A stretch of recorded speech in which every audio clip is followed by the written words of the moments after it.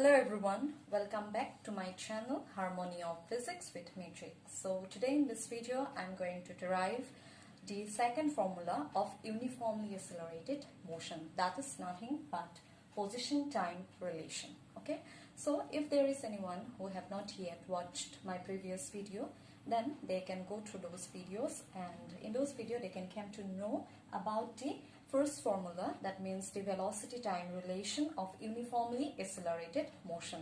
So now let's derive the formula position time relation. In order to derive this formula, I'm again going to consider the motion of an object along a straight line, and I'm considering that straight line as positive x-axis. So let's consider there is an object which is initially at rest at point O, and then it starts to move, and after some time, that means t is equal to t1, the object reaches the point A, and then also the object continues its movement, and after the time t is equal to t2, the object reaches the point B. Okay. Now, if I consider the point O as origin for time as well as position measurement, then I can consider that the object is covering a distance of x1 when the object reaches the point A, and the object is covering a distance of x2 when the object reaches the point B. Okay. Now, let us consider that when the object is moving from point O to A, then the velocity of the object is v1, and when the object is moving from point A to B, then the velocity of the object is v2. Okay. Now, I have already mentioned in my previous videos that what is the formula of average velocity whenever an object is moving with uniform acceleration, and that expression is the expression of average velocity whenever an object is moving with uniform acceleration is initial velocity plus final velocity divided by 2. Here by IV I am indicating initial velocity, by FV I am indicating final velocity. So this is the formula of average velocity, and it is equal to initial velocity plus final velocity divided by 2, and this formula is valid for any moving object which is in uniform acceleration. Okay. Now, in order to derive this formula, I am going to consider the movement of the object between any 2 points. And here I am going to consider the movement of the object from point A to B. Okay. So if I consider the movement of the object from point A to B, then what will be the average velocity? Average velocity from this formula will become v1 plus v2. v1 plus v2 divided by 2, because if I consider the movement of the object from A to B, then A is the initial point and B is the final point. So initial velocity plus final velocity divided by 2. Okay. This is expression 1.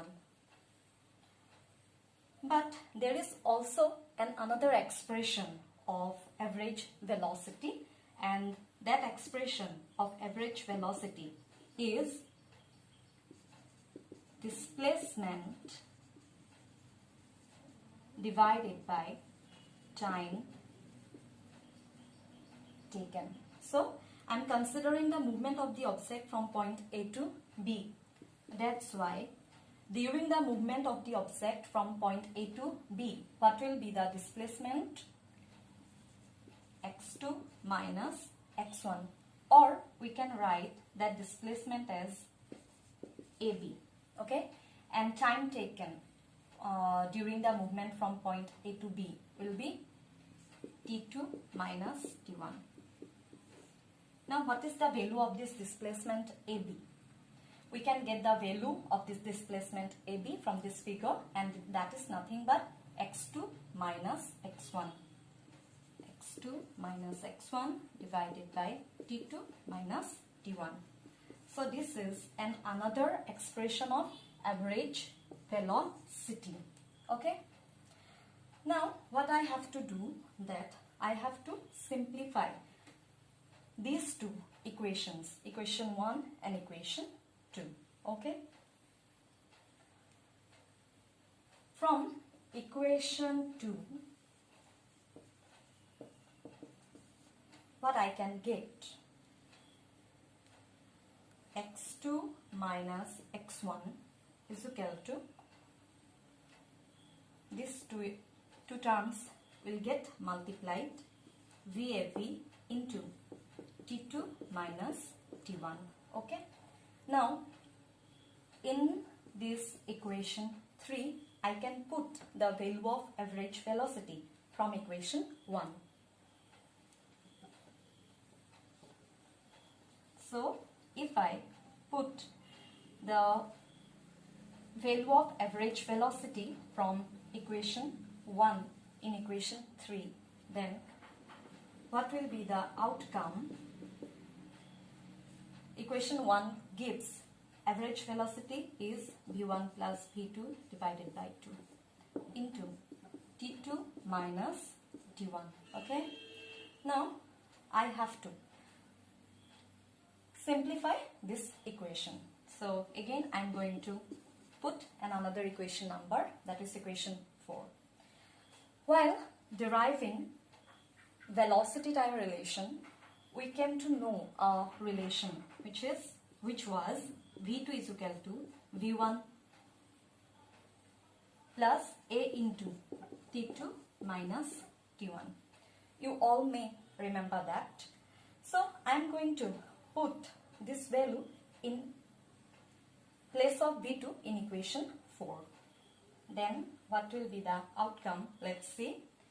x2 minus x1 is equal to v1 plus, in place of v2 I am going to put this value. আৰু এই ভ্যালুটো মই কোৰ পৰা পালো, আমাৰ last ক্লাছত যেটো formula ডেৰাইভ কৰিছিলো তাতে ভ্যালুটো আমি কি কৈছো অলৰেডি পাই আহিছো। সো v2 জায়গাত মই কাক পুট কৰিছো v1 plus a into t2 minus t1, and already eta t2 minus t1 ase, so into t2 minus t1. Now what I have to do, that I have to simplify this equation further.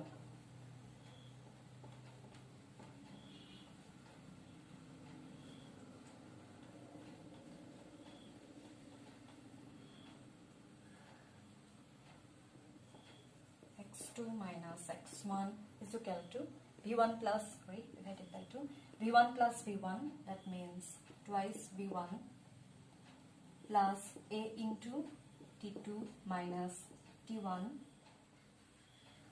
whole divided by 2 into t2 minus t1.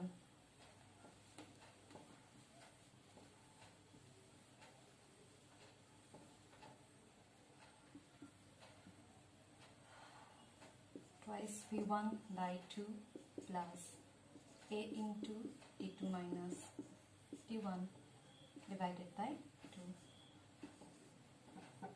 into t2 minus t1.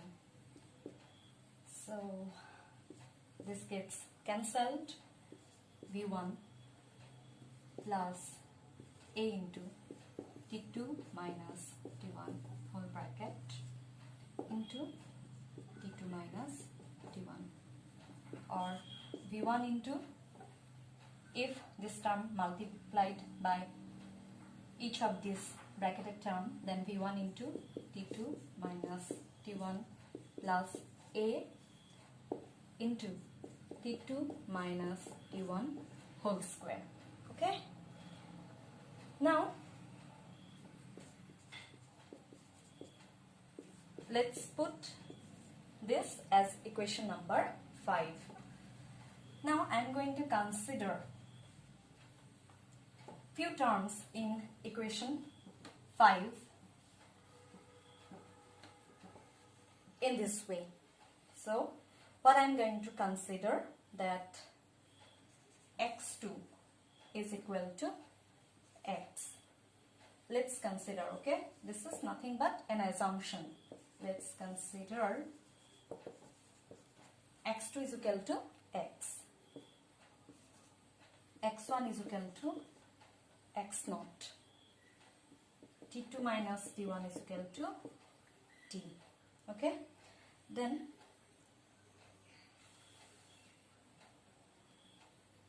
v1 is equal to u. Now let me explain why I am considering this value. Okay, see here, I am written here v1 is equal to u. That means I am considering the point A as initial point, since during this derivation I am considering the movement of the object from point A to B. So from that consideration, point A becomes initial point. So the velocity of the object at point A, that is nothing but v1, can be considered as initial velocity. And t2 minus t1 is equal to t. That means this is the time interval taken by the moving object moving from point A to B. Okay, and I am further considering x2 is equal to x and x1 is equal to x naught. So if I put these values in equation 5, then equation 5 gives us x minus x naught is equal to u into t. Sorry, divided by 2 here.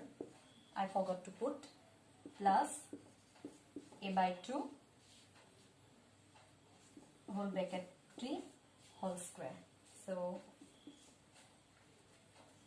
x minus x naught ut plus half of at square. If further I consider this term x minus x naught as s, then s is equal to ut plus half of at square. Okay, so this is the required formula that I want to derive. So in this way I can derive the position time relation. So in my next video I am going to derive our last formula, which is known as position velocity formula. So till then, bye bye.